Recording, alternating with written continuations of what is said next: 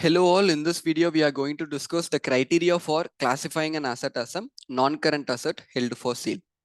You cannot classify any asset that you want as a non-current asset held for sale. There are two criteria that must be satisfied before classifying an asset as a non-current asset held for sale. The first criteria is it is available for immediate sale in its present condition. That is, once a buyer approaches you, you should be able to sell it immediately. So for example, let's say that you have a motor van and you're planning to sell it. A buyer approaches you and he's asking for the motor van. At the time you're telling to him that, hey, look, I have some problem with the engine in the motor van. So first I need to repair it. Only then I can sell it to you. In such a case, the motor van cannot be classified as a non-current asset held for sale. Only those assets which can be sold immediately in its present condition itself, only such assets can be classified as a non-current asset held for sale. The second condition is the sale is highly probable. So a sale is said to be highly probable if all of these conditions are satisfied. So the first condition is management are committed to a plan to sell the asset. That is, the management should have a plan to sell the asset, and at the same time management should have a commitment towards the plan to sell the asset.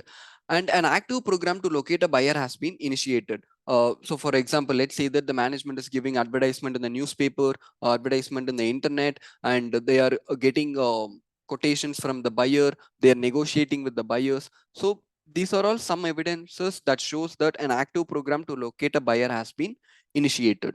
The asset is actively marketed at a reasonable price. So for example, let's say that the fair value of the asset is $10,000, and the management is planning to sell the asset at $15,000. That should not be the case.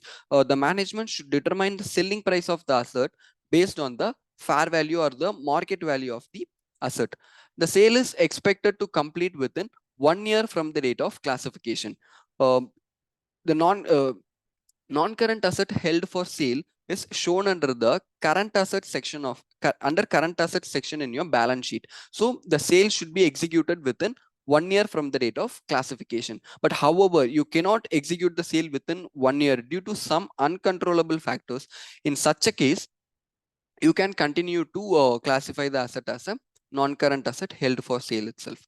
It is unlikely that the plan will change significantly or be withdrawn. That is, once an asset has been classified as a non-current asset held for sale, it cannot be reversed. That is, you cannot again classify it as a non-current asset and you cannot use it for